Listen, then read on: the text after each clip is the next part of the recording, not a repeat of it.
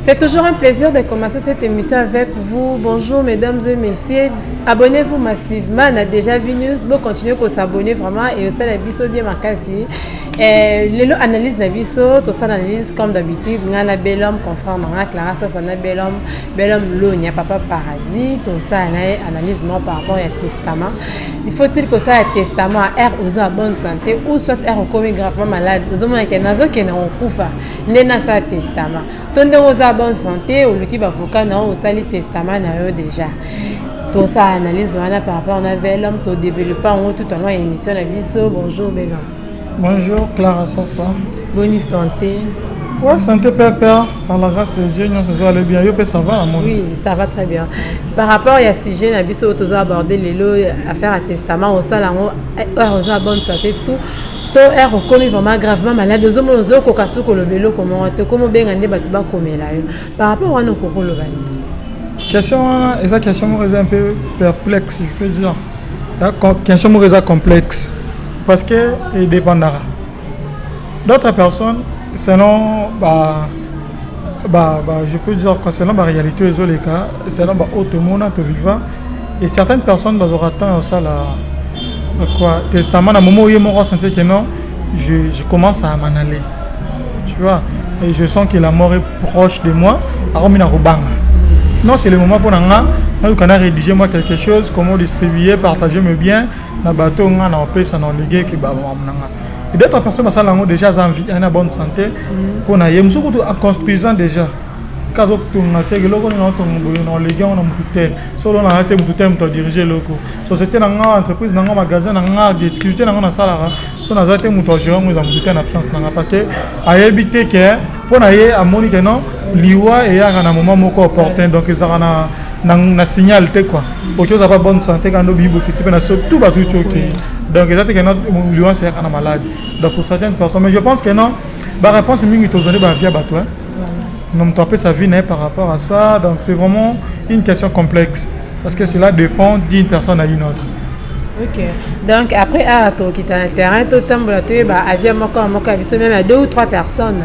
Tu es avis na bango ceux qui y a cause ça le testament là ndenge normal boye et belé pe baza o te dans ça on se na ko malade non normal parce que non e ben de la liwa dans ça on aussi côté ça ça là aussi que et ça le quoi na zo ben de liwa la ngai noki toye ba via moko sur le terrain kala mingi awa belom par rapport ba oyo ba banga ka ko ça le testament est en bonne santé azomona kwa ça on aller le lundi le bi mardi à kofi parce que moni muna muto ana façon à concevoir maram na la façon à raisonner et ana vraiment la personne a biso ye à ta photo hein depuis à l'époque ba père ne ba kola ma photo mais a trop par contrairement à biso parce que ça pour que tout moment ils ont immortalisé dans ba image aux abonnés tous ces missions moi selfie les quotas qui jour intel on faisait ceci mais à l'époque ba père na biso ils ont difficilement ba souvenir moko à chaque instant ba souvenir na bango za pe na ba photo na bango za moi il y a pas longtemps ba trop bana ba quand occasionnellement na ba fête et ba mariage fête moko bien ba bonne année donc mingi za na ba fête na occasion de comment ou te voyage qui poto ba prendre photo ensemble moi blo bongo mais contrairement à biso parce que oh c'est ici que ba quand photo nyokanga o lu kenga liwa na kufa donc aba même quand on a que non so quand ba photo ba souvenir za le quoi beaucoup préparer photo botile na moment où il y a des funérailles. Alors que ce n'est pas ça. D'autres personnes doivent refuser au testament, mais quand on testament, et c'est que elle aura naturel, il va tout prendre dans la bien vraiment liwa. Alors que bon, je peux pas dire que ce n'est pas ça, soit c'est ça, mais on a pas raison. Donc on a pas vraie raison, pas raison moi pour naïe pousser à ça la analyse, soit tu as ça raison, on a quelqu'un soit tu as refusé, soit tu as accepté comme ça là. Au moins, il y en a tout souvent on va mort comme étant une chose normale. Qui est non ça peut arriver dans la boya kokanga ça testament ou pas je sais qu'un jour je mourrai donc pour nous prévenir comme on dit toujours mieux vaut na ça le testament au cas où liwe kozanga na nzela na voyage place moro bozalate déjà que non difficultés zalate par rapport à distribution il y a partage des biens soit biloko nga na légué soit na bana nga soit na famille nga. C'est un peu par rapport à ça. On peut passer à Béra, on a ceux qui n'ont commis malade. Moi, je famille Botolinion. Et moi, si je Zangi Biloko, se retrouver quand on bilamba la Béra, on est au salon, on trop na République démocratique na biso. Mais c'est comprendre mes appels parce qu'il y a Kinshasa vraiment parce que tout le Kinshasa parce que c'est ce que tu vivre tu la réalité dans les cas. La majorité des familles respectent vraiment sous le testament et demandent mon et son impact. OK, non pas avocat na yo. Il y a un lobby. Ndé la rakala. Bako testament mutazana mutaganda nga moko muto a créé moi. Soit présenté par un avocat. Et puis, on peut être un habitude dans un avocat confié à Babylone. Parce que d'autres personnes, un avocat peut être un mouton. Avocat pas qu'on baluque un jour, un document, on baluque un personne, comme dans Gérard Blanc, tout le monde est belé. Donc, on peut s'avocat confiance pour un document, un avocat, si on a un document changer, présentant que non, il histoire. Mais d'autres familles vraiment concernant Maramba, il y a il y a un avocat, il y a un testament, enfin il va respecter la tête. Moi quand article écrit na comique non, il a été sans doute. Bango ba yo coutume ma famille zo senga boy. Hôtel, ba tepé trouble comme ma ramso. Muso ba ko muta moni testament muta pa na kitsa na nesu muta kufi. Directement ba la chambre na. Ba oui tiroir na tsaka ba document ba book parcellaire ba parcellaire no ba bloc on ba document na soir. Ba ki ba welis. Muta vérifier muta liboso ako wela tamsu na moni testament fini. Quand on parle de moi, tête bleu, réserve bon testament. La distribution comment ça les masalons, famille de Yokanaka. Non, mon corps face à bois, papa les te pèse à bois, tout ça, bana pas pas na bango. Mon se pèse à mouter ma beza, vous pensez que bana baniati bana.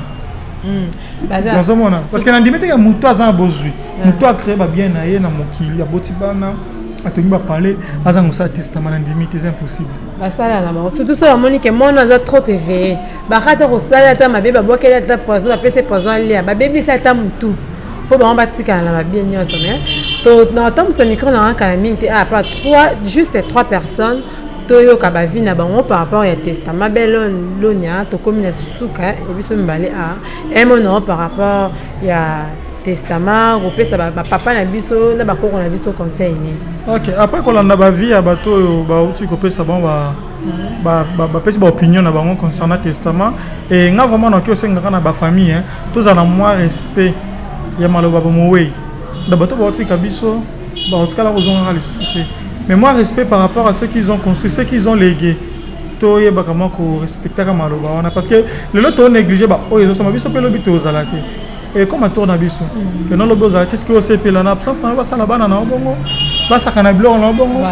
Va départager le bloc, selon volonté, parce que ça va sa volonté, non, mais faut que volonté non par testament.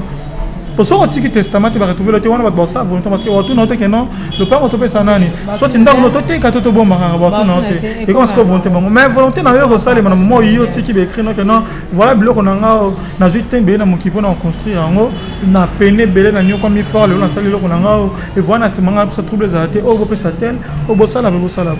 Aux hommes, mais biso maintenant, bah, congolais, tout ça, mon respect à Maloba Moui. Tout va respecter car bango vraiment tout respecter ba testament et ça m'a bien pour na biso parce qu'un jour biso beto on a besoin de cola tout on a besoin tout ce que ba testament pour notre famille ba notre robot donc tout a besoin honorer biso et ça a vraiment plaisir donc voilà. Merci Belle merci beaucoup vraiment bino tout parce que bolandi biso a déjà venu qui par rapport à testament ninga sale faire ko tonga biloko na ye ko sama na pour na bana na ye atiki pe bien ata bozil pan boza no 25%. C'est à 5% bo pesa bana na ye mais bino mo zo nyonso bo botoli na bana nyonso. Bo reba ko respecter un jour pour kufa otika pe bana. So ba sali bana bon est-ce que c'est pela na on c'est pela na on donc c'est les moments à reconstruire luka tongela bana yo luka sala bo pesa testament na yo tikela otiki pour la famille na yo moi sina bana na yo ole welela kozara biloko ya bandeko na yo ozalaka wana oza no gaillard zéro oza no ozalaka bandeko bakufa rapport à biloko na bango eza bien te vraiment un peu c'est un grand merci à l'équipe technique Mobimba un grand merci na Benny Kims derrière la prise de vie pourquoi pas à Montréal intelligent fils et filles ainsi qu'à mon boss un grand merci na yo Belle Dapimbo depuis Londres bonjour na peso bambo tebele de longue jambe depuis Suisse Marceline comme la suka. Bonjour. Bonjour. Par rapport au testament, on peut faire en bonne santé, tout ce qui est gravement malade. Testament, ça a deux choses. Deux façons on sait l'amour. On sait testament, on sent ton grâce. tango moi koza nzoto makasi okoyeba babien na yo tango oza na yango tango oza na babien na yo okoyeba ke naza na bana boye na bana boye okosala kopartage ya bana na yo na libota na yo ya mibale ezali na désordre okokobota bana mpona koprépare bango bavenir mais bana bazoyeba na avenir ya lobi te mosusu okotala mwana nini opreparaki mais aza mayele te okotala mosusu mwana ya suka opesi ye na force to mwana aza mayele opesi ye charge babien nyonso na ya libota testament ezali moyo asalaka yango ntango aza na nzoto makasi surtout à partir ya désordre aétudiaka naboti bana me bana na oforce bango baza bien te sikoyo ntango akomi na point ya faiblesse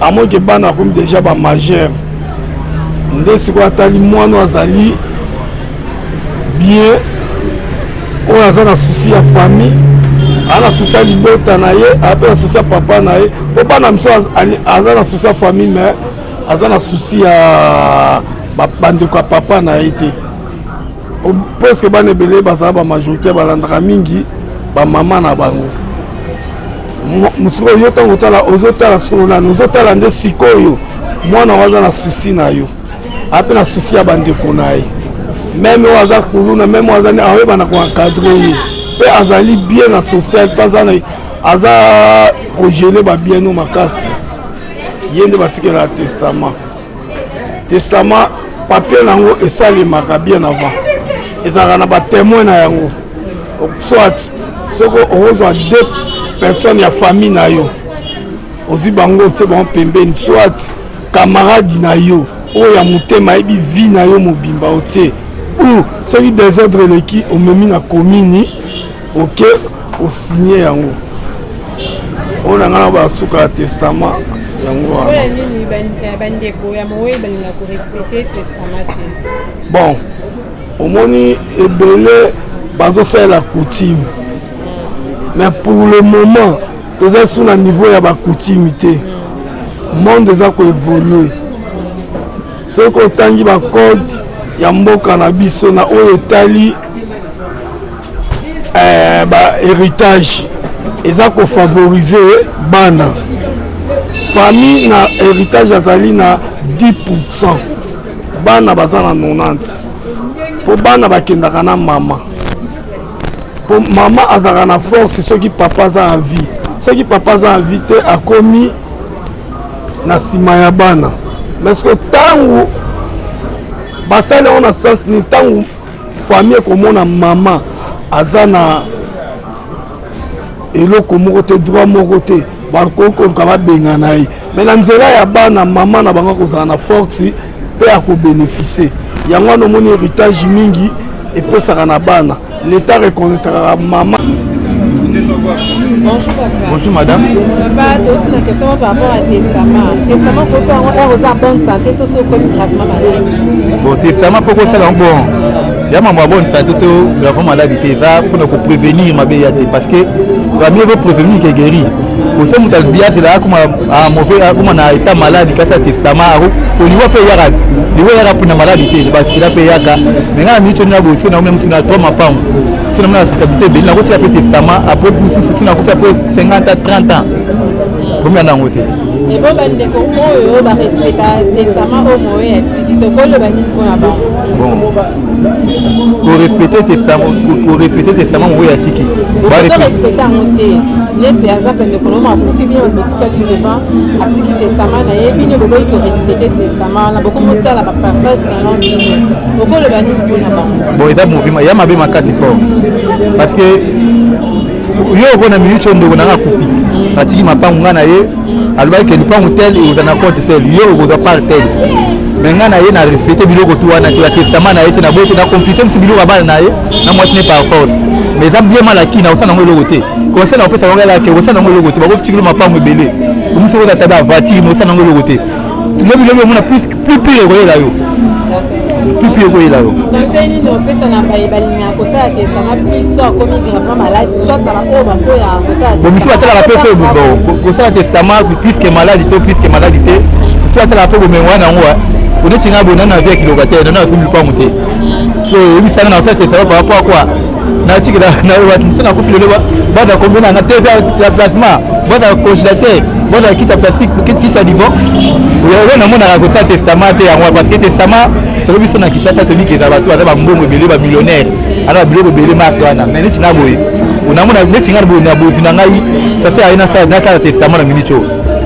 mais lelo neti nzambe apambolinga atinga loboko naona mituka nabike na foyer na ngai na mpe na famille so lelo nakufi mpo na desordre bima te olivo eyaka na maladi te livo eyaka na mambo ebele fort na basida toswetaka yango te marke wana korespecte testament te eza mabe makasi parce que okorespecte te ozwi eloko amoroi place ye sufose amonaka amona oyebi yango te bakopesa milio na ye bakopesa lupango na ye mais oyebi inconvénient oyela yo te po eza bien malaki osala yango eloko te marke wana. Bonjour papa. Bonjour. Papa, c'est pour se présenter devant micro na biso. Bon. Nakombola ngai Chiko Malela na bana Kingabwa na Momboyo Vende. Ça va?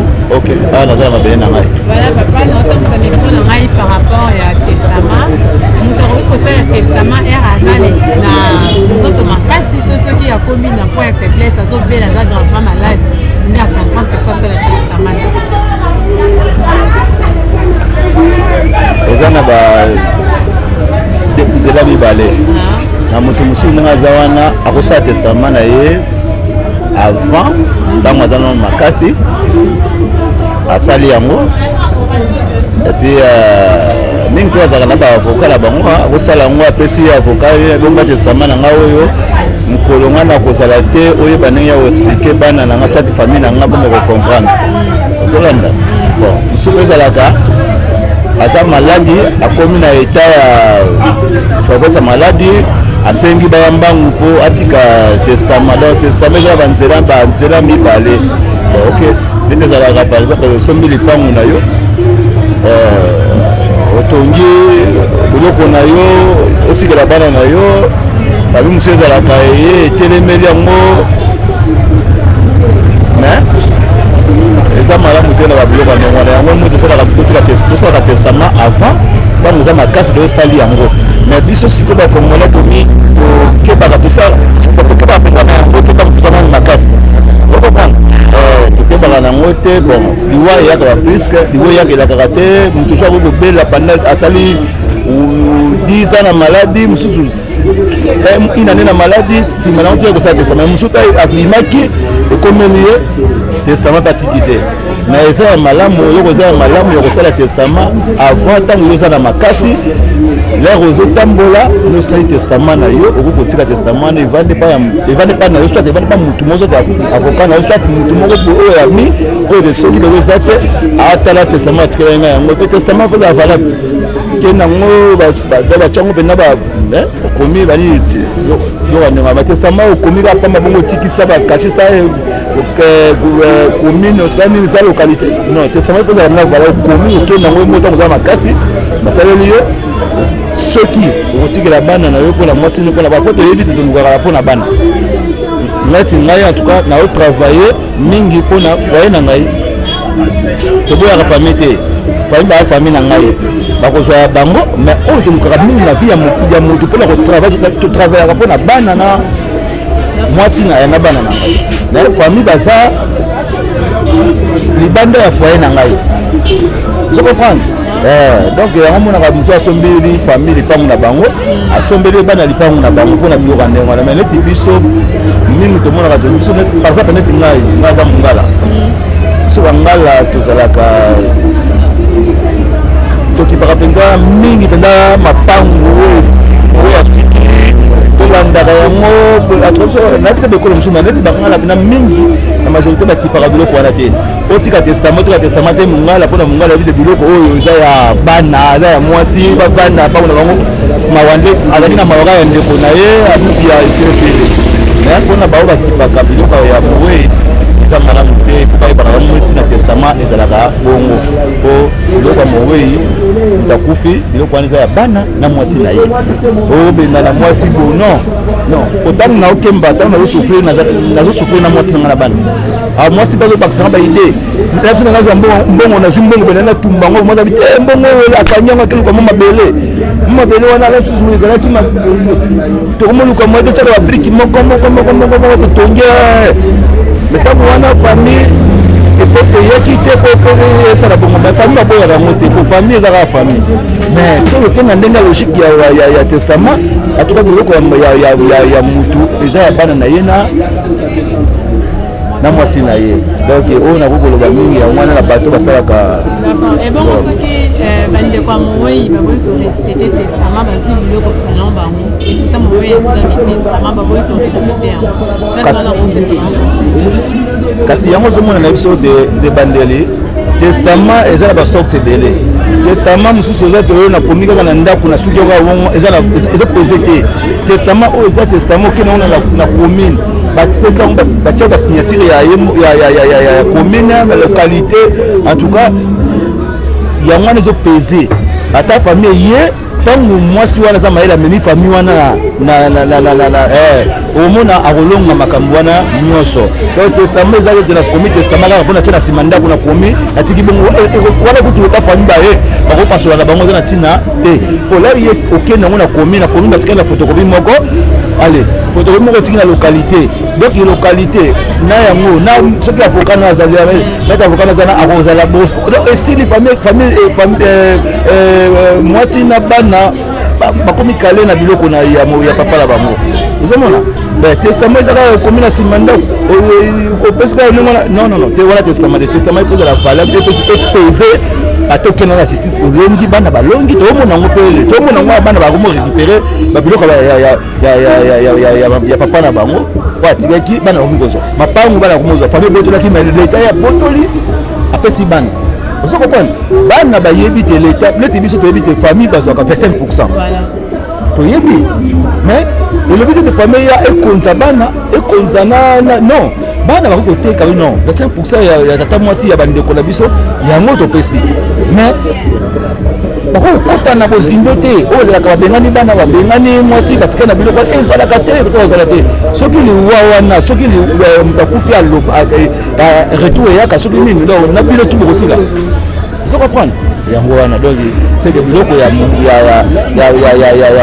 mowei ezalaka ya mwasi na ye na bana na ye